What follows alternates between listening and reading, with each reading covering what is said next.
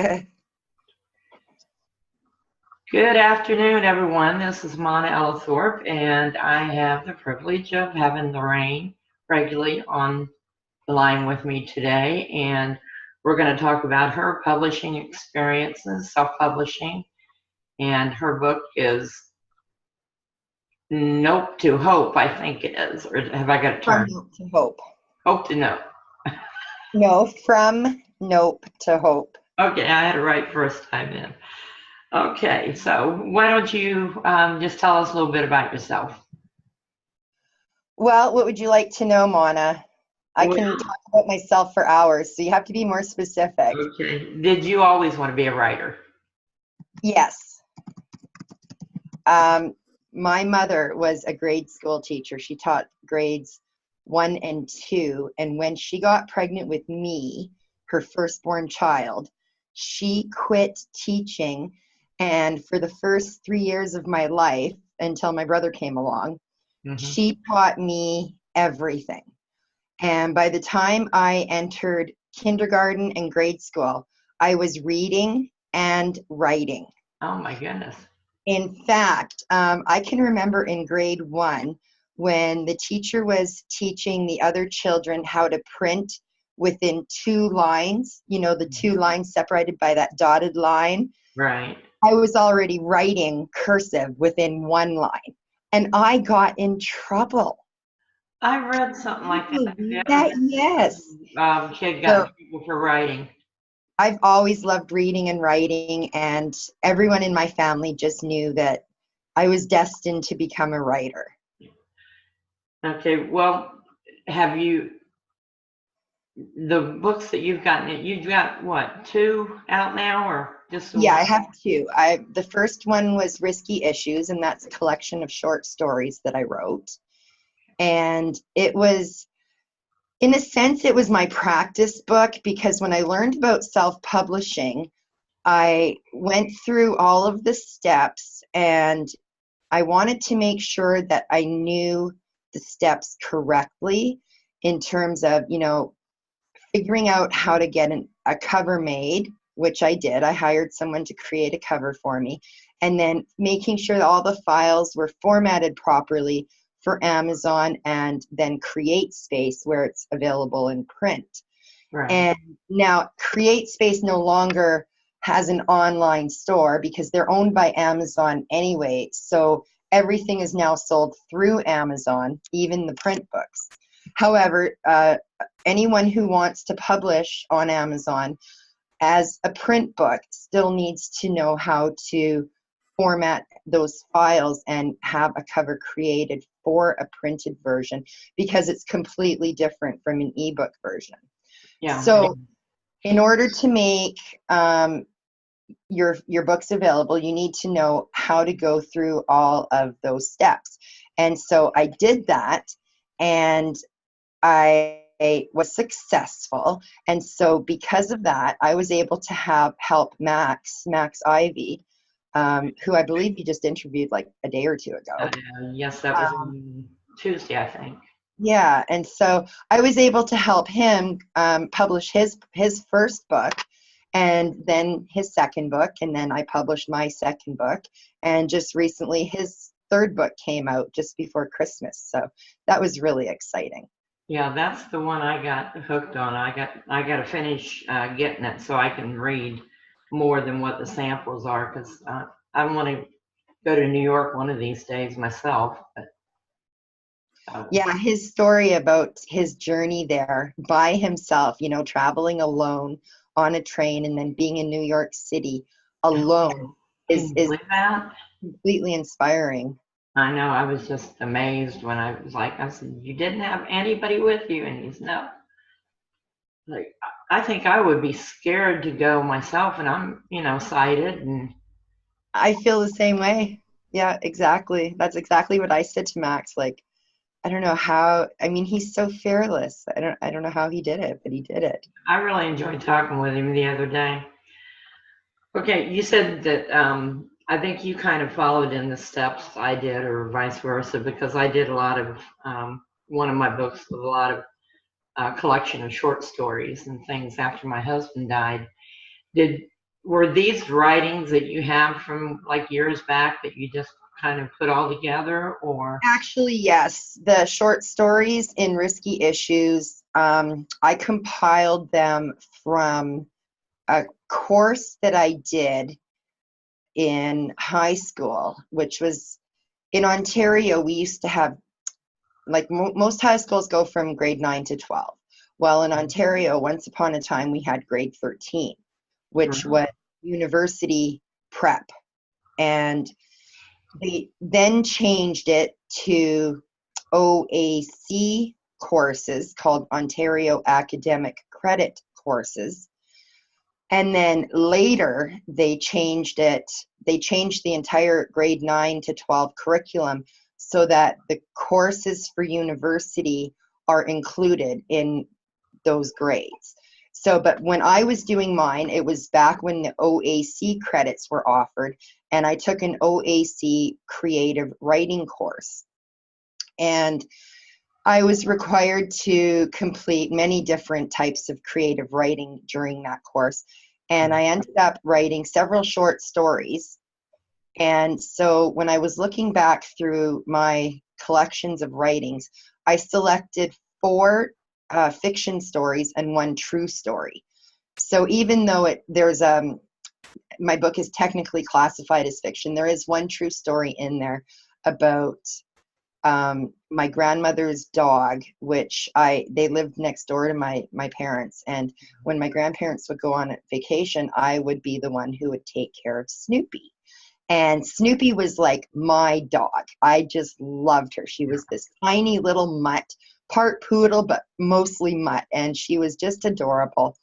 And when she died, I came home one day from school and I went over to my grandma's house and I said, "Hey, where's Snoopy?"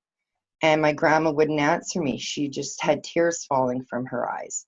Oh. And my grandfather said, "She's not here anymore." And I knew she was old. I mean, I was like probably 13 or 14 at the time, and she was in dog years. I mean, equally as old as me. I think she was 1 year older than me. So I knew she had been getting old, and I knew she was, eventually going to pass. And I just didn't expect it to happen so soon. So I ended up writing a story called My Best Friend. And that's the bonus story that's included in that book, Risky Issues. That's one good thing about writers and self-publishing. We can do whatever we want to. Exactly. I mean, it's, even though it is a true story, I mean, it could be, someone could look at it and say, "Oh, well, this is fiction." But even though it's in my fictional book of short stories, I do mention that it is a true story in there as well. Right.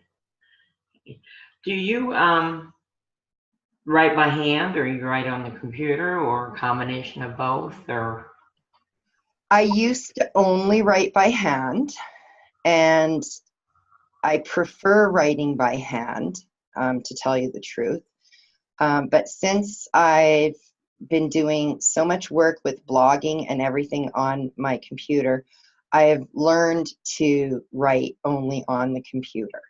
I still make notes in my binder or on note paper, and I kind of sort of jot down my ideas there and organize things on paper, and then go to my computer and rewrite my whole outline and then kind of work from there. But most writers who prefer writing by hand will tell you that I don't exactly know how to put this, but they have a better feeling about what they're writing when you write by hand. I mean, there's something to be said for taking a pen, holding it, and having your thoughts and everything flow out of your body, through your arms, into the pen, onto the paper. Right. I mean, it's a more enjoyable process than merely typing keystrokes on the computer, in my opinion. Melissa Bowersock, she's an author who I actually just mentioned. I think I tagged you today in a comment on Facebook saying, here's a bunch of authors I know. Yeah, you She's did. Thank you. and she wrote one story. I can't recall the name of it. She's written so many, but she wrote one during her lunch hour on, like, every lunch hour that she had when she was working at some place, on, you know, those legal pads of yellow paper. They're like a little bit longer than regular paper. Right. She wrote an entire book on legal pads. Oh my And gosh. when her coworkers had come across, like, she left it in, I guess, the lunchroom at work or something one day. One of her coworkers read it and said, hey, like, you should publish this. Like, it's so good. And so that's what she ended up doing. And in fact, Melissa Bowersock was one of the first authors that I was in contact with when I was when I was learning about self-publishing. So I learned a lot from her. She's a wonderful, wonderful lady, a truly talented writer and author. And I even got an autographed copy of one of her books. So I was pretty happy to connect with her. For me, having autographed copies is just kind of like my thing. Yeah, I know what you mean. I had I was someone ask for an autographed copy of mine the other day. It's like, really? Wow, that's awesome. Isn't that a great feeling? Yeah, it is. I haven't done it yet, but you Oh, know, you'll do even it though though. that she asked me. You'll do it. Like I said, I know we're talking a lot about, the actual process of writing and everything. The reason I do that is because what I'm trying to get through is there's a lot of people still out there thinking that they can't write a book or they don't know how to write a book. And it's not, I'm trying to get through that, it's not really that hard. You do have to be disciplined and, have a plan on what you're doing and writing. But self-publishing is not as bad as some people would try to have you believe. No, it isn't. There's certainly a learning curve to it. You have to have an understanding of what self-publishing involves. However, the actual steps to go through it, I've listed. If you visit my website, Wording Well, and you go to my services page, you'll see that I offer 4 services. The number 4 one being author assistance services. So if you click through to the author assistance services page on my website, it will say how to become an author, and it will basically list the steps of what to do in order to become a self-published author on Amazon. So first of all, write the book. Okay, now that may sound, more difficult than what it is, but that part is not actually that difficult. And we can talk more about that after. So after you write the book, you have it edited, you create a cover for it, you format it, and then you upload it to Amazon. So really the process, the steps seem simple on the surface, and they are, but what people get stuck on is the writing part. Yeah. The actual writing of the book. And I can understand that, because when I wrote From Nope to Hope, the tagline for that book is how I overcame my suicidal thoughts, and so can you. And how you can too. And in writing that, I had to draw upon a lot of my past emotional experiences and revisit a lot of dark times in my life. That Um, would be painful. from being raped to working as a prostitute, being used, using myself, selling myself and degrading myself just to make money, doing drugs, becoming addicted to crack after my son left me, moved out and disowned me. I mean, I have been through hell and back again more times than I can count in my life. And I'm now able to openly talk about everything. And in doing that, I even tried committing suicide when I was 15. I was raped when I was a 13-year-old virgin. I tried killing myself when I was 15. I failed, thank God. And I wrote about it after I started blogging. And this is, I'm just going to tell you what happened, Monty, because a lot of people don't know that this is actually how I sort of got into helping so many people as a self-help author, so to speak. Even though I don't consider myself a self-help author, that's exactly what my book, From Nope to Hope, is. It is a helpful book that teaches people strategies on how to cope with emotional traumas and different situations in their lives, as well as their feelings, and how to become a more positive person and be a successful person as well.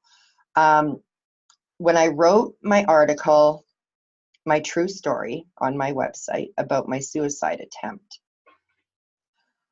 it ended up hitting the #1 page on Google. And I had people visiting that article and leaving me comments every day for a few years.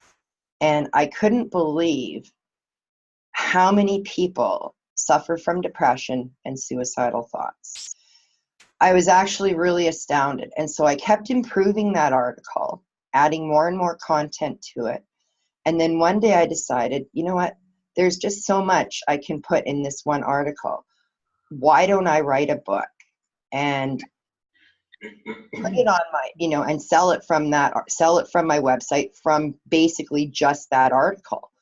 And this way, I can share everything I know with these people and create a win-win situation where if they want to access, this information, they can have it for a very small fee. And, which, helps me out in my book, right? So that's what I decided to do. And in fact, there was one guest post that I wrote for Enstein Muki, a step-by-step blueprint for how to find earning and ranking opportunities from blogging, because that's exactly what that article did for me. From sharing one personal story of mine, it ended up kind of, I won't say going viral, because I don't think it actually went viral, but I did get at one point over 500 visitors a day reading that article. So I had a lot of people reading it. I had some people sharing it, and I had a lot of people commenting on it. And so, just from writing that one article, I was able to realize that there was a need that people needed a solution for. And so I tried to provide them that solution with my book. So, writing opportunities and earning opportunities are everywhere. You just have to be open to finding them. Right. Do you find that being able to open up about what did happen to you, even though you have to go to those dark places, you think that helps you when you do talk with people? I know it has in my case. It completely helps. That's one of the things that I learned in counseling, was that talking helps. I took, it was 8 years after I was raped before I told anyone. And during those 8 years, that's when a lot of bad stuff happened to me. Now, back then, this was in the 1980s and early 90s. And so back then, people weren't as open as they are now. And I felt that I didn't have anyone that I could share that information with about what happened to me. And so as a result, I didn't know how to cope on my own. And I ended up, turning to drugs and drinking and, looking for love in all the wrong places, and just basically trying to numb myself. And I was only existing, not living.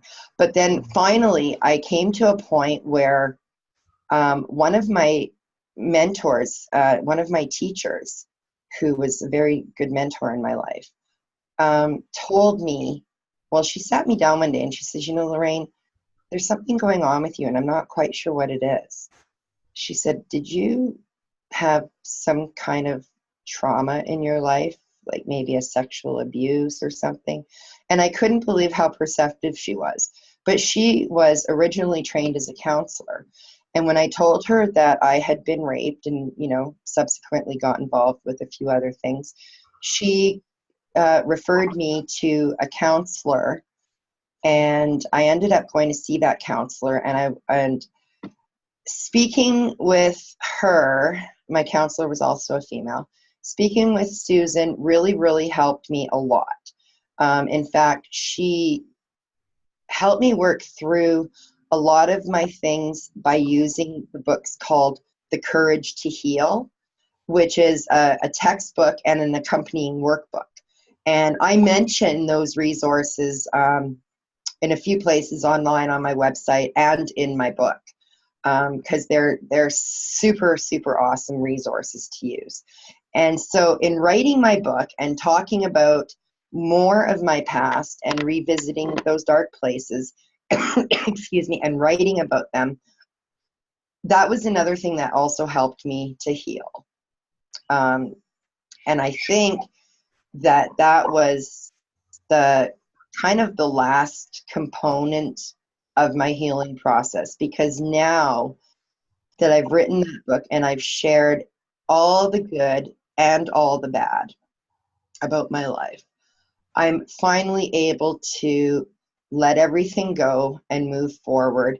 And I have a better focus now because I'm able to help others. Right. And I didn't realize that just by talking about my experiences would help others. Like, I had no idea that just by talking about this would be helping other people.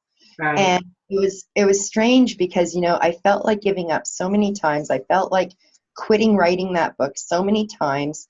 And I went on Facebook and, as I was writing it, and I'd be like, okay, this is just too hard for me to do. It's too difficult. I don't want to deal, I don't want to remember these things. I don't want to deal with it. I don't want to talk about it. I'm just going to forget this whole writing project. And everybody's like, Lorraine, come on, remember why you started. Right. You're not going to give up. You're too good of a person, and you know that you want to help other people. And I'm like, yeah, you're right. And, so even though I went through a lot of periods of pain and I cried more tears during the writing of that book than I think I had in my entire life, I managed to finish it. And I just, said to myself, okay, Lorraine, you got to do this. You got to do this. And I worked through it. I pushed myself. I completed it. I mean, it took me longer than what I thought it would because of all of that. But once I completed it, it was like a huge weight was just lifted off my shoulders, and I was completely freed of everything. And it was such an amazing feeling. I mean, any author, when they finish a book, when they finish writing a book, has that awesome sense of, satisfaction. But for me, it was just like, it was such a huge relief, because it was like, okay, now I don't have to worry about all my past stuff anymore. I can keep going with it. And so, yeah. So the writing process is definitely difficult depending on your subject matter. Right. Yeah, I agree with that. I know it was that way for me too when, I finally got it out, and on paper, it was like wasn't holding in here anymore. And that's what I also teach on some of my classes or groups that I have. The free writing, or what you call brain dump. It's just a matter of not any specific wording, any format or anything. It's just sitting down and writing and getting it out of your head. And once Exactly. you get it out Some of people your call head, that stream of consciousness writing. Just don't worry about the punctuation or anything. Just write the words. Get exactly. it out. Yeah. Yeah, a lot of people, they look at me like, that's not going to help. I said, then just try it. You'd be And amazed. it's really amazing because I'm the type of person that like I kind of like edit as I go because I'm an editor just at heart. That's what I do. I mean, that's where, in fact, that's where I make most of my money through my business is through editing. So Right. as I'm writing, I find it really hard to just write, but then I have to remind myself that's what the editing process is for. So Mhm. I just do it, get it out and get it on paper. I have that problem myself, but I'm getting better at it. But okay, yeah, I hate these little notices that pop A up. little workaround for this stream of consciousness writing I've found is to simply dictate your thoughts. You can do that for free in like Google Docs. You Hmm. can just say what's on your mind instead of actually physically writing it or physically typing on a keyboard. You can just say what's on your mind and it will be recorded, and then you can go back and edit it later. In fact, because earlier we were talking about writing by hand, and that's how I write all my poetry. I write it on paper, and so when it comes time for me to enter it in the computer, I was having some issues with my hand one time, and I thought, oh well, maybe I'll just dictate it, and then that way, I don't have to worry about hurting my hand further. And so that's what I did, and I found that um, Google Docs won't exactly punctuate everything for you properly, so you have to go back and edit it anyway. Right. So, I mean, if you're going to edit it anyway, to like a large extent, you might as well just record your thoughts Yeah, just instead get of. it. Well, that's what I had told Max when I interviewed him the other day. A lot of times I'll have an idea like when I'm out or, like getting ready to go to sleep or something. And I'll just make a recording on my phone and email it to myself for the next day. Right. And I mean, it's already, like you said, most of the time you have to go to clean it up some anyway, but at least you haven't forgot that thought or that line of, Yeah, I use my phone too to record my thoughts as well. I use an app called Color Note. It's a super simple, easy app to use, and I can make as many notes as I want. A lot of people use OneNote, yes, I um, use that and Evernote. but I actually I prefer Color Note, and I have my own system of organizing things. So, but yeah, I mean, I even wrote an article one time about the importance of recording your thoughts when you're hit with that inspiration. When so that you don't forget them afterwards. Right. And I find what happens a lot of time is just before I'm falling asleep, I'll be hit with, oh, I have to write about this. Or, oh, this is an awesome title. And I'll say it over and over in my mind, 3 or 4 times, thinking, oh, I'm going to remember this tomorrow. And then it's like, no, you forget it. So I've learned now, record everything no matter what, even if grabbing like a pen and a napkin and writing it down somewhere.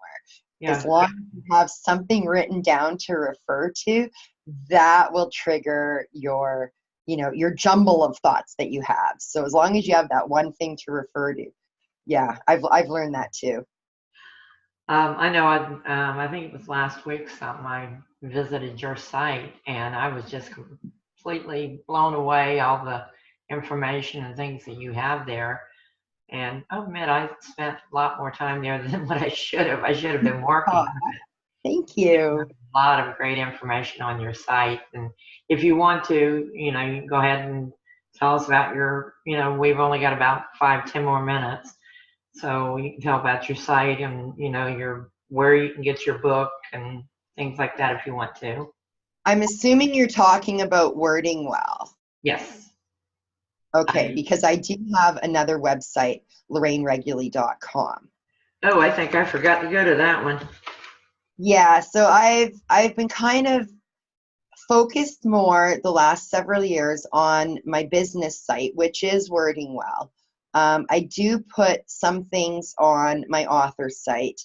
When I first started blogging, I was writing, like I said, personal stories, like writing about my suicide attempt or writing about my false teeth. I mean, that's another post that hit like the #1 spot because nobody wants to talk about these issues. And here I am, you know, saying like how much I love my false teeth and it's the greatest thing, greatest decision I've ever made and blah, blah, blah. So anyways, I at one point only had all of these stories on a free website, wordpress.com. And then when I created Wording Well, I imported all of those posts over to Wording Well. So all of a sudden my business site now has good, like, you know, information about me as a person, all my personal stuff, but then it also has all my business stuff. And so I thought, okay, well, now that I'm going to be an author, you know, I better create an author website. So then I created LorraineReguly.com. And I was planning on moving all of my personal stuff over to that site, just, you know, deleting it and republishing it. But because of the rankings that I had in Google, I decided to just leave it alone. Right. And so I kind of have, you know, stories on both sites. In fact, I was just looking at the one about how a blind man helped me make risky issues available in print. Now that's on my LorraineReguly.com site. But yet I interviewed Max on my business site. And I've written a lot about him on my business site. So it's kind of, you know, it's kind of funny, but there's, I mean, on Wording Well, there's so much information that I created a page called Resource Kit that kind of lists the different categories that I talk about. Because I talk about eight different things that I blog about. There's blogging tutorials, there's general stuff about blogging, there's freelancing because I'm a freelance writer, there's writing, there's editing, there's author stuff, there's business and entrepreneur stuff, and then there's productivity and self-help. So I have a really wide variety of different things. So basically, if you just go to the resource page, it'll list pretty much the top posts in each of those categories. So, and I'm assuming that's probably where you visited first and kind of got sucked into the whole, ooh, this is an awesome site. Yeah. That's where you can lose 2 or 3 hours before you know it. Oh, well, then thank you so much for the compliment. I'm glad that I created that page. I tried doing the 2 different sites too, and I gave up and I just put everything into one. Of course, I'm starting from scratch now because when I went to move mine, I lost the backup on it. So, well, I started posting a little bit more on my author site after my book came out. I did a whole, you know, ebook release post, and then I wrote a poem about my life's journey because I love poetry. That's where I record most of my poetry. And so a few months back when I got involved, there's an art gallery in my city here, and one of the owners I'm friends with, and she started doing poetry nights once a month and wanted anyone, you know, invited anyone. You don't have to be a writer, you don't have to be a poet, you could just be someone who wants to share your thoughts and writings with other people. And so I decided to get involved and share some of my poetry. And then in order to kind of introduce myself to all of the people there, I thought, well, I think I'm going to write like kind of a summary poem about my life because I'm in a really good place now. And I never used to be. And so I wrote a poem called My Life's Journey, which is on my author site. And it's actually one of the top posts and pages. So it's really easy to find. If you take a look at any page there, you'll be able to see it listed in the right-hand column there. And it talks about, you know, everything that I've been through. And I mean, it's about a page, you know, if we're talking like regular size paper, it's about a page long. So, I mean, it's not super long to read, but it's something that I've gotten really good feedback on. I've shared it on Facebook a few times, and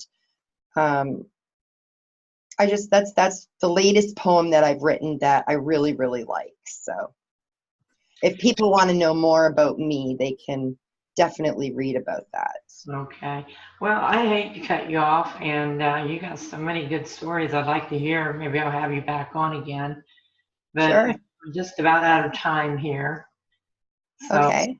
Well, I I really appreciate you having me on and I here. appreciate you coming on too. And thank you very much for sharing everything with us. And just keep us updated, and I will have you back on again if you want to, and then we can get a little bit further into things. Sure.